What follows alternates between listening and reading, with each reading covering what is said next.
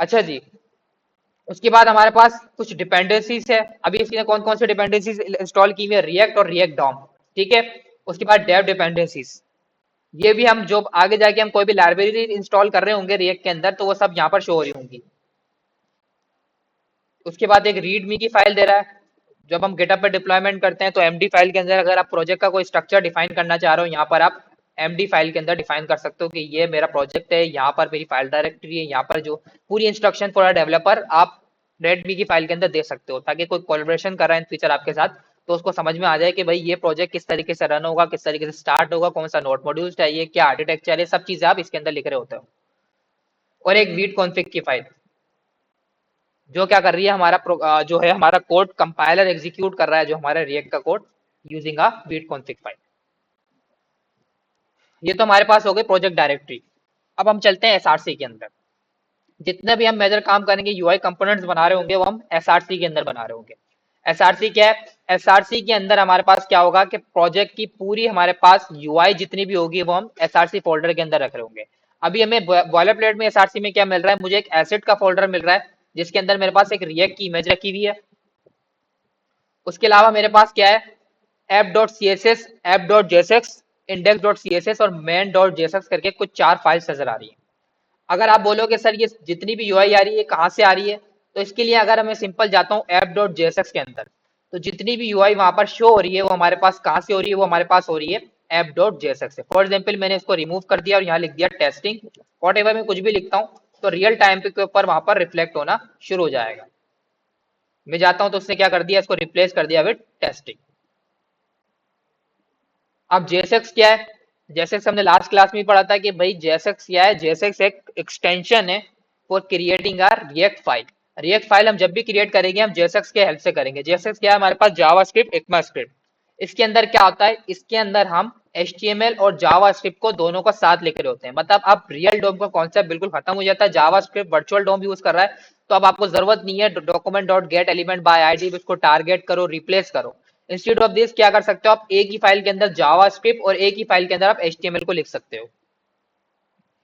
इसी को आज हम डीपली पढ़ रहे होंगे क्लास के अंदर। अब ये जो हमारे पास कोड है, मतलब ये जो हमारे पास यूआई है, ये तो कंपोनेंट के अंदर हमें चलो ठीक है शो हो रहा है, लेकिन इसके अंदर तो सिर्फ एचटीएमएल लिखी हुई है। अगर मैं यहाँ देखूं तो एचटीएमएल लिखी हुई है, लेकिन एचटीएमएल में क्या डिव से स्टार्ट हो रहा है, फ्रेगमेंट से स्टार्ट हो रहा है। Where are the main part के भाई इंडेक्स डॉट एचटीएमएल में क्या होता है, हम हेड का टैग लगाते हैं, बॉडी का टैग लगाते हैं, एचटीएमएल का टैग लगाते हैं, उसी के अंदर रेंडर हो रहा होता है। इसके अंदर तो हमने कुछ भी नहीं किया, हमारे पास एचटीएमएल लिखा हुआ है। तो ये स्पेसिफिक डेटा सेंड किसको हो रहा है, ये डेटा सेंड हो रहा है हमारे पास मेन डॉट जेएसएक्स को। मेन डॉट जेएसएक्स क्या कर रहा है, जो ऐप के अंदर कंटेंट है उसको अपने पास इंपोर्ट कर रहा है। यहाँ देखोगे आप तो आपको एक लाइन नजर आ रही होगी, import app from app dot JSX, मतलब जितना भी कोड है, जितना भी कंपोनेंट है उसको इंपोर्ट कर लो और आप क्या करो, मेन डॉट जेएसएक्स के अंदर इसको पुट कर दो। सिंपल। क्या कर रहा है वो सिंपल वो ऐप का कंटेंट इंपोर्ट कर रहा है और यहां पर उसको पेस्ट कर देता है इस इंडेक्स डॉट जेएसएक्स की फाइल में, ओ मेन डॉट जेएसएक्स की फाइल में। तो रिमेंबर ऐप डॉट जेएसएक्स आपकी मेन फाइल नहीं है, मेन फाइल आपके पास कौन सी है, मेन डॉट जेएसएक्स जी। वहां से एक्सपोर्ट भी कर रहा है ना, यहाँ एक्सपोर्ट डिफॉल्ट हो रहा है, ये रहा। अगर मैं ये हटा दूंगा तो बस वर्क ही नहीं करेगा ये। इफ जी, ये भी आज की क्लास के अंदर देखिए, इंपोर्ट एक्सपोर्ट वही ऐप का नाम सेम रखना होगा। मेन डॉट जेएसएक्स हमारी कौन सी है, मेन फाइल है। Remember app dot JSX main file नहीं है, इसको अपने आपसे चेंज भी कर सकते हो, फाइल का नाम ही चेंज कर दो बेशक। मेन फाइल का नाम आपका है मेन डॉट जेएसएक्स, यहां से सारा कोड रेंडर हो रहा है। अगर मैं यहां पर जाके इस ऐप को रिमूव कर दूंगा तो मेरे पास यूआई के अंदर कुछ भी शो नहीं हो रहा हो। वो क्या कर रहा है, वहां से इंपोर्ट कर रहा है और यहाँ पर डिस्प्ले कर रहा है। अभी सबसे पहला काम आपको क्या करना है, ये स्ट्रिक्ट मोड वाले टैग को हटा देना है। स्ट्रिक्ट मोड क्या होता है ये हम आगे जाके पढ़ेंगे। स्ट्रिक्ट मोड क्या करता है, स्ट्रिक्टली चेक करता है हर चीज टाइप्स। ये वाला कंपोनेंट आपको रिमूव कर देना है सिंपल। स्ट्रिक्ट मोड वाला कंपोनेंट हटा दो, सिंपल आपको रेंडर करनी है सिर्फ ऐप। ठीक है, ये याद रखना है, जब भी हम प्रोजेक्ट क्रिएट कर रहे होंगे इनिशियली हमें क्या करना है, स्ट्रिक्ट मोड वाला टैग रिमूव कर देना है। रिमूव कर दिया तो ये बोल रहा है कि भाई आपने डिक्लेयर किया हुआ है, यहाँ यूज ही नहीं किया हुआ, तो हम यहाँ से भी डिलीट कर देते हैं। जब हमें यूज ही नहीं करता तो हम इसको इम्पोर्ट भी नहीं करेंगे। ठीक है, ये हमारे पास मेन डॉट जेएसएक्स की फाइल है। अब यहाँ पर आप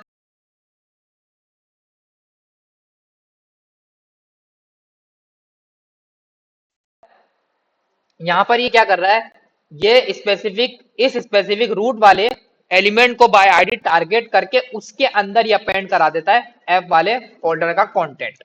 अब ये रूट हमें कहाँ से मिल रहा है, अगर मैं अपनी index.html की फाइल के अंदर जाऊं तो मुझे क्या हो रहा है, बॉडी के अंदर मुझे एक div मिल रहा है और div के अंदर रूट करके आईडी मिल रही है। तो ये क्या कर रहा है, ये स्पेसिफिक आईडी को document dot get element by ID target कर रहा है और जितना भी कंटेंट इसको ऐप डॉट जेएसएक्स के अंदर से जो भी एचटीएमएल मिलेगा उसको क्या कर देगा, अपेंड कर देगा इधर behind the scene. Behind the scene वो क्या कर रहा है, पूरा एचटीएमएल उसने एक दफा लिख दिया है इंडेक्स डॉट एचटीएमएल के अंदर। उसने बोला है कि यूजर जो भी आपको कंटेंट देगा डायनेमिक, वो क्या करो आप रूट वाले डिव के अंदर पुट करते रहो, पुश करते रहो, अपेंड कराते रहो। तो डिव वाले फोल्डर के डिव वाले टैग के अंदर क्या हो रहा है, ये जो ऐप डॉट जेएसएक्स का एचटीएमएल का कोड है ये यहाँ से उठ के जा रहा है। For example behind the scene क्या हो रहा है, ये पूरा कॉपी हो रहा है, ये मैंने कॉपी किया, ऑन द कंपाइलिंग टाइम क्या कर रहा है, उसको रन टाइम के ऊपर यहाँ पुश कर देता है। नॉट एग्जैक्टली लाइक दैट, वो पहले कंपाइल करता है वनीला जावास्क्रिप्ट में फिर पुट करता है, लेकिन इस तरीके से वो रन टाइम के ऊपर पुट कर देता है। तो इस तरीके से आपकी रन टाइम के ऊपर इंडेक्स डॉट एचटीएमएल के अंदर कंटेंट अपेंड हो रहा है। आप बोल रहे हो कि सर मैंने तो सिर्फ डायरेक्ट डिव से स्टार्ट कर दिया है, where is the full structure का है हमारा, तो फुल स्ट्रक्चर ये बना हुआ है ना ऑलरेडी। वो क्या कर रहा है, रन टाइम के ऊपर जाता है मेन डॉट जेएसएक्स में, हमने यहाँ पर कमांड लिखी हुई है कोई रूट से कनेक्ट कर दो, मतलब रूट वाली स्पेसिफिक एलिमेंट को टारगेट करो, ऐप के अंदर जो भी एचटीएमएल है वो आप क्या करो रन टाइम के ऊपर इसके अंदर ऐड कर दो। तो अंदर रन टाइम वो क्या कर रहा है, पूरा एचटीएमएल इसके अंदर अपेंड कर देता है। अगर मैं जाऊं ब्राउजर के ऊपर इंस्पेक्ट करूं और हम जाते हैं, देखो अब ये रूट वाला टैग है, रूट वाले टैग के अंदर इसने पुट किया, ये टैग था ना हमारा, इसी के अंदर उसने रन टाइम के ऊपर अपेंड कर दिया पूरा का पूरा एचटीएमएल। जी, इंडेक्स डॉट एचटीएमएल में, हाँ वो भी अपेंड होगा,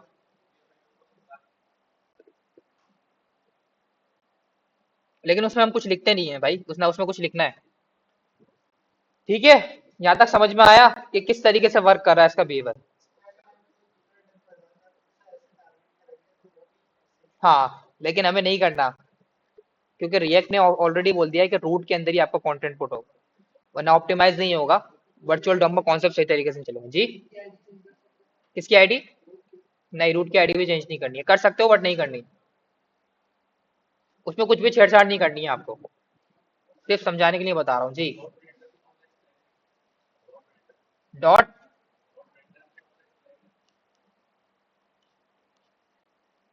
ये कह रहे हैं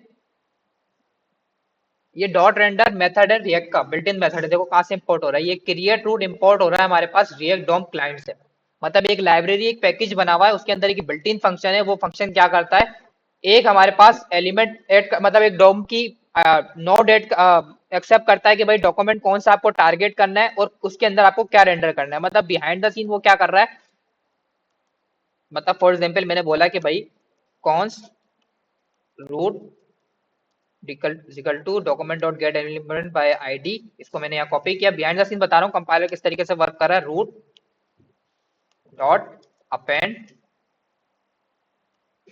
उसके अंदर ये क्या कर रहा है, पूरा का पूरा अपेंड कर रहा है। ये हमने वनीला जावास्क्रिप्ट में देखा था, किसी भी टैग के अंदर हम पूरा का पूरा एचटीएमएल अपेंड कर सकते थे, तो बिहाइंड द सीन वो ये कर रहा है। क्या कह रहे हैं, विदाउट रिएक्ट नहीं चलेगा डॉट रेंडर, नहीं, ये रिएक्ट से इंपोर्ट हो रही है लाइब्रेरी, बिल्ट इन बनाया गया, रिएक्ट ने बनाया। ठीक है, लेकिन बिहाइंड द सीन इस तरीके से वो क्या कर रहा है, इसका मतलब ये है कि document code get element by ID root वाला डॉम उठाओ, इसको उठा के क्या करो ऐप डॉट जेएसएक्स को इसके अंदर रेंडर कर दो, मतलब वो सारा एचटीएमएल उठा के उस रूट वाले डिस्क के अंदर ऐड कर दो ना रन टाइम। तो बिहाइंड द सीन इस तरीके से वर्क कर रहा है। हाँ कह सकते हो आप, टाइप ऑफ बॉडी है। यहाँ तक समझ में आया, क्या कह रहे हैं, स्क्रिप्ट मोड, स्क्रिप्ट मोड मतलब जावा स्क्रिप्ट के अंदर एक स्ट्रिक्ट मोड भी होता है, वो क्या करता है इनिशियलाइजेशन रन टाइम, हम आगे जाके डीपली पढ़ेंगे, अभी फिलहाल के लिए स्ट्रिक्ट मोड हटा दो। यहाँ तक हो गया सबका, पक्की बात है। तो ये हमारे पास प्रोजेक्ट स्ट्रक्चर है, तो इंपॉर्टेंट हमारे पास क्या है, मेन डॉट जेएसएक्स है, नोट ऐप डॉट जेएसएक्स। आप इसको कस्टमाइज कर सकते हो but remember main dot JSX को आप चेंज नहीं करोगे, ना फाइल का नाम चेंज करोगे, ना उसके अंदर कोई छेड़छाड़ करोगे। जो चीजें चल रही हैं वो उस तरीके से ही चलेगी। जी।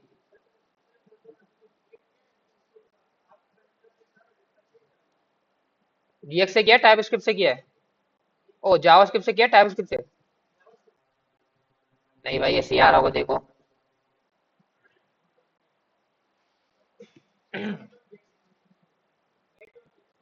मेन डॉट जेएसएक्स तो वही तो है। सही तो है। अब मैं क्या करता हूँ, ये सारा कोड रिमूव कर देते हैं और अपने हिसाब से पूरा कंपोनेंट दोबारा बनाते हैं। अब कंपोनेंट किस तरीके से क्रिएट करते हैं और कंपोनेंट होता क्या है? कंपोनेंट होता है एक ब्लॉक। रिएक्ट क्या करता है? रिएक्ट बोलता है कि भाई जो भी आप यूआई डिजाइन करोगे वो कंपोनेंट वाइज करोगे। अब इस तरीके को, इस चीज को इस तरीके से समझो कि भाई आपके पास फॉर एग्जाम्पल कोई भी एप्लीकेशन खोलते हैं।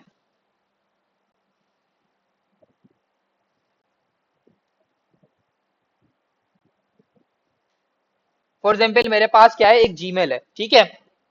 अब जीमेल के अंदर क्या है, ये जो साइड बार है ये पूरा एक अलग सेपरेट कंपोनेंट है। ये जो मेरे पास ईमेल्स की यूआई आ रही है ये बिल्कुल सेपरेट कंपोनेंट है। ये जो मेरे पास हेडर आ रहे हैं ये बिल्कुल सेपरेट कंपोनेंट है। और ये जो मेरे पास साइड बार के अंदर कंटेंट आ रहा है बिल्कुल सेपरेट कंटेंट है। अब देखने को तो ये पूरी स्क्रीन लगेगी, लेकिन ये टोटली कितने कंपोनेंट्स है? एक, दो, तीन, चार। तो रिएक्ट क्या करता है? रिएक्ट बोलता है कि भाई आप अपनी यूआई को कंपोनेंट वाइज डिवाइड कर दो। अब इससे फायदा क्या होगा कि भाई जब भी आपको मर्ज करके दिखाना है, आप चारों कंपोनेंट एक साथ इंपोर्ट करोगे और मर्ज करके दिखा लोगे। अब रिमेंबर कि भाई हम चाह रहे हैं कि जैसे ही मैं किसी भी स्पेसिफिक ईमेल के अंदर जाऊं, ये कंटेंट चेंज हो रहा है, आउटसाइड को कुछ भी हो रहा है? नहीं हो रहा। ये कंपोनेंट ऐसे के ऐसे ही है, ना ये रेंडर हुए दोबारा, ना इसके अंदर कुछ भी चेंजेस हुई। ये मेरे पास क्या है, मेन कंपोनेंट लेआउट है कि ये मेरे पास, मैं पूरी ऐप खोल लूं बंद कर लूं, ये साइड बार चेंज नहीं होगा।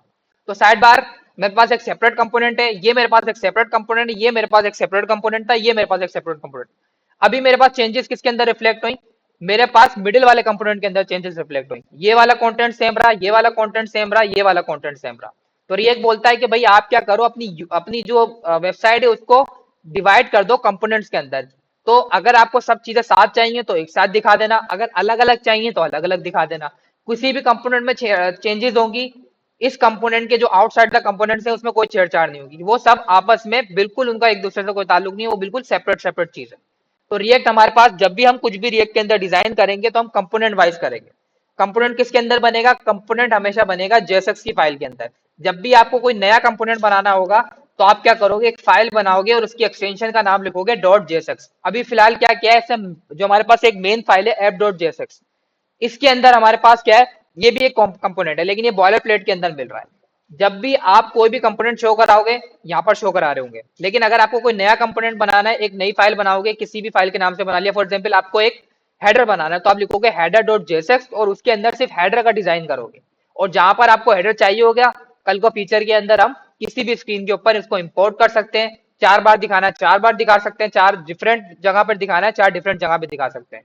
क्रिएट हम एक बार ही करेंगे, यूज उसको मल्टीपल मल्टीपल बार करेंगे। डेट्स वाई कि रिएक्ट के अंदर हमारे पास क्या है, रीयूजेबिलिटी है। अगर हम वनीला जावास्क्रिप्ट के अंदर जाते, तो जैसे फॉर एग्जांपल आपको एक हेडर बनाया था आपने, अब हेडर आपको क्या करना पड़ेगा, इंडेक्स की फाइल में भी वही सेम हेडर रखना पड़ेगा, कॉन्टैक्ट की फाइल के अंदर भी रखना पड़ेगा। उसके अलावा हमारे पास सर्विस की फाइल, कितनी भी आप हेडर के अंदर नेव लिंक्स बना रहे हो उसके अंदर आपको सेपरेट सेपरेट यूआई बनानी पड़ेगी फॉर हेडर। रिएक्ट में क्या बोलता है, रिएक्ट बोलता है भाई आप एक दफा हेडर का कंपोनेंट बना लो, जिस पेज के ऊपर आपको यूज करना है आप सिंपल इंपोर्ट करो और उसको यूज करो। नोट के आप बार बार जाके कोड लिखो, बार बार सेम डिजाइन रिपीट करो, तो रिपीटेशन से हम क्या करते हैं, बच जाते हैं। उसके अलावा दूसरा कॉन्सेप्ट है हमारे पास वर्चुअल डॉम, उसको भी देखते हैं। अभी फिलहाल अभी मैंने क्या किया, सारा कोड रिमूव कर दिया। जैसे ही मैं जाता हूँ अपने ब्राउजर के ऊपर तो मुझे कुछ भी नजर नहीं आएगा, क्योंकि मैंने सब चीजें रिमूव कर दी हैं। अब हम कंपोनेंट किस तरीके से क्रिएट करेंगे? तो रिएक्ट के अंदर हम दो तरीके से कंपोनेंट क्रिएट कर सकते हैं। एक फंक्शन बेस्ड कंपोनेंट होता है और एक क्लास बेस्ड कंपोनेंट होता है। क्लास ऊप्स के कॉन्सेप्ट हमने पढ़ा था ना, पक्की बात है। तो ऊप्स का आर्किटेक्चर फॉलो करके हम कंपोनेंट बना सकते हैं, या फिर हम सिंपल फंक्शन बेस्ड कंपोनेंट बना सकते हैं। अभी फिलहाल के लिए हम क्या करते हैं, component based function based component बनाते हैं। तो फंक्शन बेस्ड कंपोनेंट हम किस तरीके से बनाएंगे? सबसे पहले आपको क्या करना है, इस फाइल के अंदर एक फंक्शन बनाना है। ग्लोबल फंक्शन होगा आपका मेन फंक्शन, उस फंक्शन का नाम वही दोगे जो उस कंपोनेंट का नाम होगा। इस ऐप का नाम क्या है, इस फाइल का नाम क्या है, ऐप है। तो मैं क्या करता हूँ, इस फंक्शन का नाम देता हूँ सिंपल ऐप। अच्छा, अब ये फंक्शन फंक्शन कीवर्ड की हेल्प से भी बना सकते हो या एरो फंक्शन भी बना सकते हो, इट्स अप टू यू। किसी भी टाइप का फंक्शन आप यहाँ पर डिफाइन कर सकते हो, it's totally up to you. मैंने भी क्या किया, फंक्शन कीवर्ड की मदद से एक फंक्शन बनाया। फंक्शन बनाने के बाद हम क्या करेंगे, उसको डिक्लेयर करेंगे।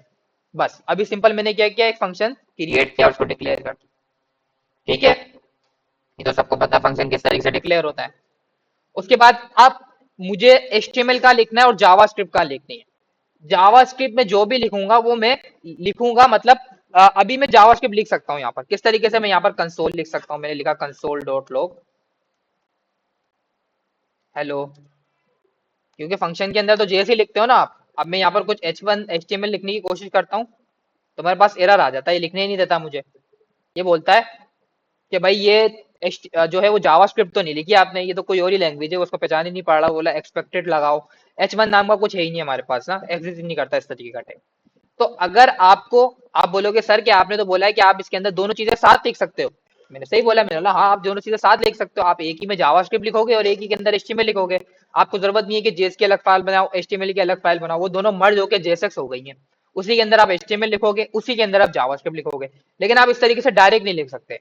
आपने एक फंक्शन बना लिया किसी भी नाम से, किसी भी कीवर्ड से, उसके बाद आप क्या करोगे, उसके बाद आप उसके अंदर से HTML को रिटर्न करोगे। अब रिटर्न किस तरीके से करोगे, अगर हमने लास्ट क्लासेस के अंदर फंक्शंस पढ़े थे विद रिटर्न, मैं यहाँ पर सिंपल रिटर्न का एक कीवर्ड लगाता हूँ। रिटर्न का कीवर्ड लगाने के बाद मैंने क्या किया, यहाँ पर एक HTML का टैग रिटर्न कर दिया। अभी मुझे एरर भी थ्रो नहीं करेगा। अब इसने बोला हाँ ठीक है, यूजर ने एक ऐप नाम का क्या किया, फंक्शन बनाया, उसके अंदर लिखा कंसोल डॉट लॉग हेलो और रिटर्न कर दिया हेलो को।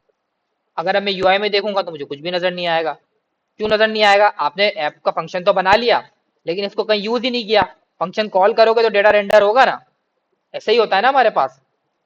अब फंक्शन तो आपने कॉल ही नहीं किया, तो फंक्शन हम ऐसे कॉल करें डायरेक्ट,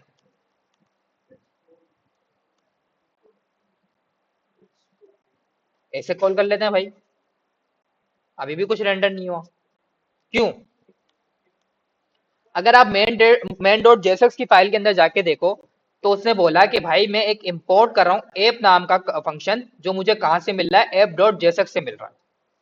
अब वो यहाँ पर इंपोर्ट कर रहा है, मतलब वो यहाँ पर रिसीव कर रहा है, लेकिन आपने क्या किया, सिर्फ फंक्शन बना दिया, आगे सेंड नहीं किया, मतलब आपने उसका डेटा तो शेयर ही नहीं किया। एक बंदा रिसीव कर रहा है, इसको ऐसे समझो कि आप एक बंदे को बिस्किट दोगे तो वो रिसीव करेगा ना, मतलब वो बिस्किट लेगा। अगर आप उसको दे ही नहीं रहे, बोले भाई बिस्किट ले ले, और आप इसे खड़े हो, तो वो कैसे रिसीव करेगा? एस सिंपल रिएक्ट के अंदर भी ये कॉन्सेप्ट है कि भाई आपने ऐप नाम का फंक्शन तो बना दिया, लेकिन आप उसको सेंड तो करो आगे, आप उसको आगे भेजो तो कि भाई ये डेटा है, ये आप रिसीव कर लो। जब आप उसको दोगे तो वो रिसीव करेगा। तो हम उस स्पेसिफिक फंक्शन को आगे किस तरीके से एक्सपोर्ट करेंगे, उसके लिए हम लगाएंगे यहाँ पर एक्सपोर्ट डिफॉल्ट, और उसके बाद उस स्पेसिफिक फंक्शन का नाम, जो आपने जिस नाम से फंक्शन क्रिएट किया है। मैंने ऐप के नाम से फंक्शन क्रिएट किया है, आप ऐप लिख सकते हो। जैसे ही अब मैं एक्सपोर्ट करूंगा, ऑटोमेटिकली यहाँ पर तो इंपोर्ट हो रहा है। अगर मैं यूआई के अंदर जाके देखूं तो मेरे पास शो तो होना चाहिए, तो मेरे पास अब शो हो रहा है हेलो। जी, किसके साथ? इंडेक्स के साथ? कौन से इंडेक्स के साथ? हाँ,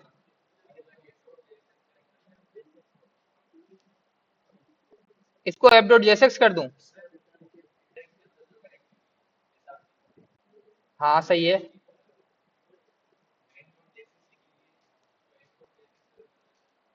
इसको मेन डॉट जेएसएक्स की जगह एप डॉट जेएसएक्स कर दूं, फिर भी नहीं चलेगा। इसलिए नहीं चलेगा कि यहाँ पर हमारे पास क्रिएट रूट हो रहा है। ऐसे काम करने क्यों है भाई हमें, पहले ये बताओ। देखो, उसको कस्टमाइज नहीं कर सकते, क्यूरियोसिटी के लिए सही है। आप अगर चेंजेस भी कर दोगे तो बिहेवियर सही नहीं चलेगा, क्योंकि इसके जो एल्गोरिथम है, जो कंपाइलिंग डिफाइन की गई है, वो इसी तरीके से फाइल्स के नाम से की गई है। मेन डॉट जैसे इसको तो हम छेड़ते ही नहीं है, क्योंकि वो रूट फाइल हमेशा वही उठाएगा। अगर उसको मिलेगी नहीं, वो बिल्ड कभी बनेगी नहीं, कोड कभी यूआई पे शो ही नहीं होगा, और ना रन टाइम अभी तो चल जाएगा, लेकिन बिल्ड बनाने के बाद एचटीएमएल सीएसएस जावास्क्रिप्ट में कंपाइल करोगे तो कोड कभी एग्जीक्यूट ही नहीं होगा यूआई। इसको हम नहीं छेड़ सकते मेन डॉट जेएसएक्स को। एप डॉट जेएसएक्स को भी आप कस्टमाइज कर सकते हो, लेकिन रिकमेंडेशन यही है कि आप इसका नाम एप डॉट जेएसएक्स ही रखो। ये आपकी मेन फाइल ट्रीट होगी। आपको भी पता होगा कि भाई कल को कोई बंदा डेवलपर आ रहा है, उसको भी पता है कि यही फाइल है एप डॉट जेएस, इसी के अंदर सारी यूआई रिफ्लेक्ट हो रही है। तो इन दोनों को सेम ही रखो, ऐप और ऐप और मेन में। ऐप और मेन में ये फर्क है कि मेन तो हमारी मेन फाइल है पूरी डायरेक्टरी की, यहीं पे हमारा क्या हो रहा है, जितने भी कंपोनेंट है यहाँ इंपोर्ट हो रहा है, यहाँ रेंडर हो रहा है। मतलब मैं क्या कर रहा हूँ कि भाई मैं एक किसी भी नाम से कंपोनेंट उठा रहा हूँ, मैं बोल रहा हूँ कि भाई आपको उसको रेंडर करना है HTML के अंदर, ये तो मेन डॉट जेएसएक्स की फाइल है। ऐप डॉट जेएसएक्स जो फाइल है हमारे पास वो एज अ ट्रीट हो रही है मेन फाइल इन सेंस ऐसी कि इसके अंदर आप जो भी कोड लिखोगे वो सारा एक साथ मर्ज होके एक साथ सेंड होगा डॉम के ऊपर। इसलिए हम ऐप डॉट जेएसएक्स के अंदर अगर हमें जैसे फॉर एग्जांपल आप बोल रहे हो कि सबसे पहले खुले ही होम पेज पे एक लॉगिन का पेज हो, एक रजिस्टर का पेज हो, इस तरीके से, तो आप क्या करोगे, इसको ऐप डॉट जेएसएक्स में रख दोगे। ऐप डॉट जेएसएक्स क्या होगी, फर्स्ट टाइम के ऊपर जैसे इंडेक्स डॉट एचटीएमएल है ना हमारे पास, एचटीएमएल सीएसएस जावास्क्रिप्ट में जब भी हम होस्ट करते हैं तो index dot HTML first time open होती है, उसी तरीके से समझो कि ऐप वाला जो फंक्शन है इसके अंदर जो भी कोड लिखोगे फर्स्ट टाइम यूआई पे वही रिफ्लेक्ट होगा। मतलब ये होम पेज है हमारा, जब भी साइट खुलेगी सबसे पहले ये कोड रेंडर होगा। क्या कह रहे हैं, यहाँ पर अगर कोई एरर आता है तो ये जो है वो यही एरर आ जाएगा, तो ये कंपाइल ही नहीं होगा कोड कभी भी, आपका कुछ भी शो नहीं होगा यूआई के ऊपर, क्योंकि ये डेटा ही तो मेन पे सेंड हो रहा है, ये स्पेसिफिक ऐप डॉट जेएसएक्स का कंपोनेंट ही तो सेंड हो रहा है मेन डॉट जेएसएक्स के अंदर। जी, यहाँ तक क्लियर है सबको। टाइप स्क्रिप्ट इंस्टॉल कर लिया हमने, जावा स्क्रिप्ट करो, दोबारा इंस्टॉल करो वीट से। मैंने वेबसाइट बताई थी, यहाँ पर जाओगे वीट डॉट डेव के ऊपर, ये कमांड नजर आ रही है, इसको सिंपल कॉपी करो और कमांड लाइन के ऊपर पेस्ट कर दो।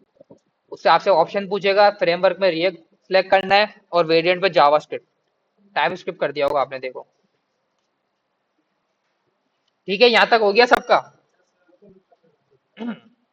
अब मान लो कि भाई मुझे पूरा डिजाइन करना है, पूरा कंपोनेंट डिजाइन करना है, या तो मैंने एक टैग लिख दिया, मैं मल्टीपल कोड किस तरीके से लिखूंगा, आपने बोला कि सर इसी के आगे लिख देते हैं, मैंने लिखा फॉर एग्जाम्पल पी का टैग और यहाँ लिख दिया हेलो। अब ये एरर दे रहा है, ठीक है ब्रैकेट लगाने पड़ेंगे, फ्रेगमेंट का एरर दे रहा है ये, तो अगर मैं फ्रेगमेंट लगा दूं यहाँ पर, मैंने क्या किया यहाँ पर एक फ्रेगमेंट लगा दिया।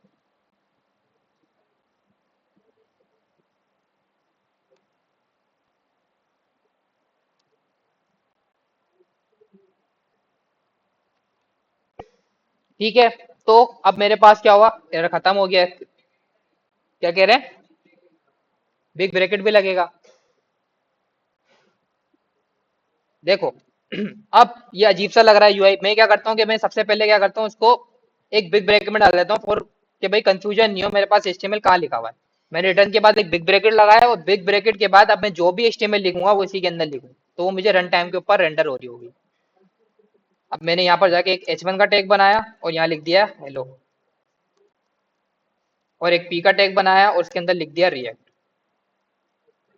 लेकिन इसके अंदर क्या है, रिएक्ट आपको कभी भी अलाउ नहीं करेगा कि भाई आप क्या करो, मतलब आपने एक H1 बनाया, एक P का टैग बनाया, वो बोलेगा कि इसका एक पेरेंट डिफाइन होना चाहिए, just expressions must have one parent element. Parent in the sense कि जो भी आप इसके अंदर टैग बना रहे हो उनका एक पेरेंट होना चाहिए, उन्हीं पेरेंट उसी स्पेसिफिक पेरेंट के अंदर क्या होंगे, ये सारे टैग रेंडर होंगे, मतलब उसी के अंदर रिप्लेस होंगे वो सारे स्पेसिफिक टैग जो आप बना रहे हो।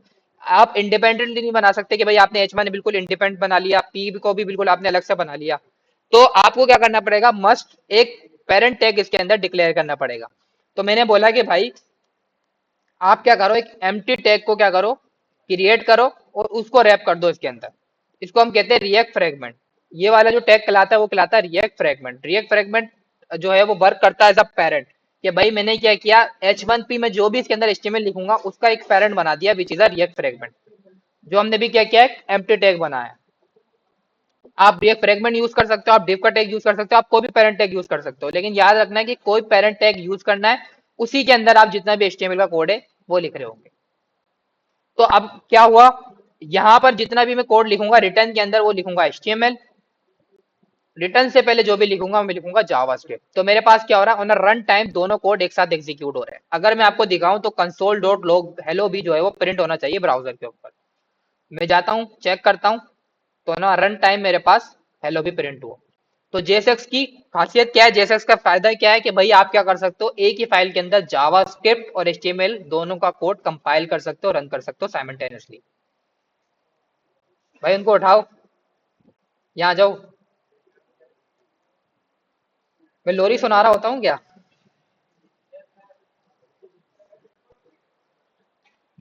फ्रस्ट्रेशन में पड़ा हूँ, गुस्से में। सो जाते हैं फिर आप लोग।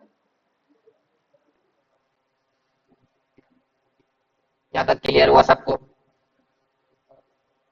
जेएसएक्स क्या है? जेएसएक्स हमारे पास एक रिएक्ट की एक्सटेंशन है, अगर हम फुल फॉर्म में बोलेंगे जावा स्क्रिप्ट एक्मा स्क्रिप्ट। ठीक है। इसके अंदर क्या होता है हमारे पास? इसके अंदर हमारे पास एचटीएमएल और जावा स्क्रिप्ट सिंगल फाइल के अंदर लिखी जाती है। दोनों चीजें हम एक ही फाइल के अंदर लिखेंगे। रिटर्न से पहले जो कोड होगा वो जितना भी होगा हम जावा स्क्रिप्ट कोड लिखेंगे, वो एग्जीक्यूट होगा। रिटर्न के अंदर हम अपने एचटीएमएल के टैग डिफाइन करेंगे। जी।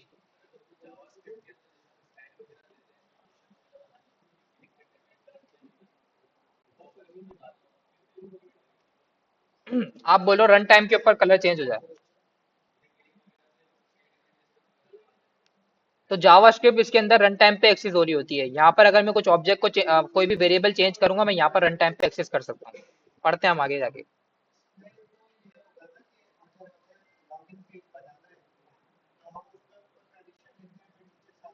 हाँ यही होगा, क्योंकि एक ही फाइल के अंदर है ना ये वेरिएबल, आप यहाँ एक्सेस कर सकते हो ना।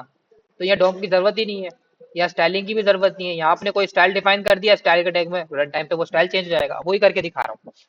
अब मान लो कि भाई मुझे क्या करना है, फिलहाल के लिए मुझे सबसे पहले तो ये करना है कि मेरे पास स्पेस क्यों शो हो रहा है, कोई बता सकता है ये क्यों शो हो रहा है भाई? स्टाइल तो हटा दिया मैंने सारा, कुछ भी नहीं है यहाँ पर तो। क्या कह रहे हैं? सीएसएस कहाँ पर लिखी हुई है? App dot C S S तो यहाँ पर यूज ही नहीं हो रही, कहीं भी यूज नहीं हो रही यहाँ तो। Main dot C S S, ये index dot C S S ये भी यूज नहीं हो रही यहाँ पर तो। मेन डॉट जेएसएक्स में गया, सही है। कहाँ पर यूज हो रही है? हाँ ठीक है, नजर आ गया। ये रही, यहाँ भी तो यूज हो रही है। यहाँ पर भी तो इंपोर्ट कर रहा हूँ मैं सीएसएस को, यहाँ पर पूरा सीएसएस लिखी हुई है, या रूट के अंदर डिफाइन हुआ है। बॉडी डिफाइन हुई हुई है जिसमें मार्जिन है, डिस्प्ले फ्लैग्स है, प्लेस आइटम सेंटर है, जब भी तो कंटेंट सेंटर में जा रहा है। तो मैं बोल रहा हूँ कि भाई मुझे तो कोई सीएसएस यूज ही नहीं करनी है। तो मैं क्या करता हूँ, यहाँ से भी सीएसएस को रिमूव कर देता हूँ। अब मैं देखता हूँ तो एज अ फ्रेश कंटेंट मेरे पास शो हो रहा होगा, कहीं स्पेस स्पेस नहीं आ रहा, बिल्कुल ऑन टॉप शो हो रहा है हेलो और रिएक्ट। ठीक है।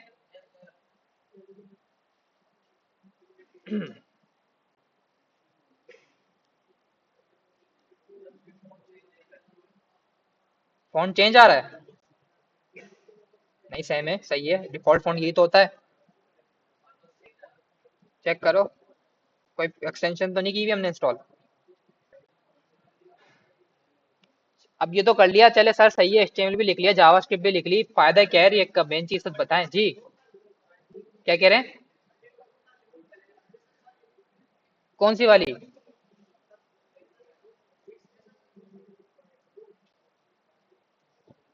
डिलीट करने की बोल रहे हो? डिलीट ऑप्शनल है ना, अगर यूज ही नहीं कर रहे हो तो अब मसला नहीं है। अब क्या मैं जावास्क्रिप्ट को एचटीएमएल के अंदर, डॉम तो है ही नहीं इसके अंदर, किस तरीके से यूज कर सकता हूँ? जावास्क्रिप्ट मुझे एचटीएमएल में यूज करनी है रन टाइम के ऊपर। हाँ वही देख रहे हैं ना कैसे यूज कर सकते हैं। तो अगर मैं यहाँ पर जाके एक कॉन्स्ट करके एक वेरिएबल बनाऊं, और यहाँ पर मैं लिख देता हूँ कॉन्स्ट, और इसके वेरिएबल का नाम मैंने दिया फॉर एग्जाम्पल नेम करके, मैंने एक वेरिएबल बनाया। और उसके बाद मैंने क्या कर दिया, इसकी वैल्यू को दे दिया हेलो रिएक्ट डॉट जेएस। ठीक है, क्या मैं उसको इस जावास्क्रिप्ट के वेरिएबल को एचटीएमएल के अंदर एक्सेस कर सकता हूँ? बिल्कुल कर सकता हूँ। कैसे कर सकता हूँ?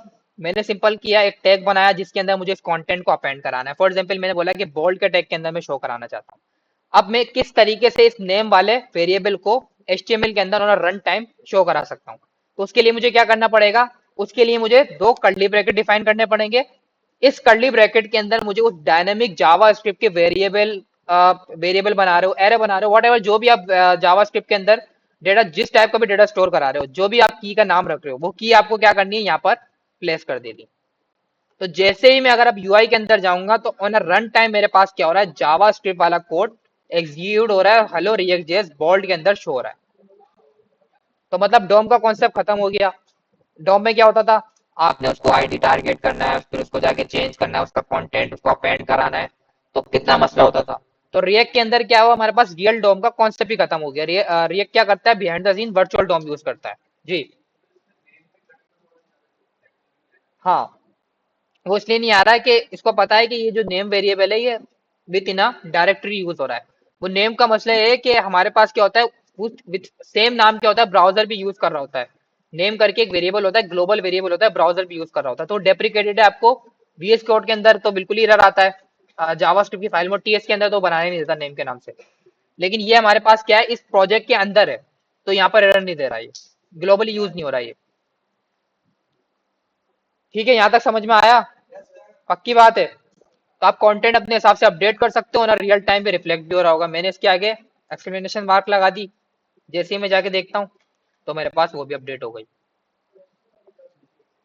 HTML और जावास्क्रिप्ट एक साथ लिख सकते हैं। H1 को किस तरीके से किस तरीके से एडिट इन सेंस? तो वो जरूरत ही नहीं है ना, उसी को तो रिप्लेस किया है हमने। उसकी जरूरत ही नहीं है हमारे पास। हम रियल टाइम के ऊपर नई वैल्यू को अपेंड करा सकते हैं, हाइड कर सकते हैं, सब चीजें कर सकते हैं। यहाँ तक समझ में आया? पक्की बात है। आगे चलें अब।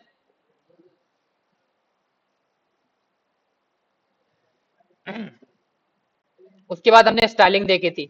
अब आप बोल रहे हो कि सर मुझे इसको ऊपर जो है वो स्टाइलिंग अप्लाई करनी है। अब वो स्टाइलिंग किस तरीके से अप्लाई करेंगे?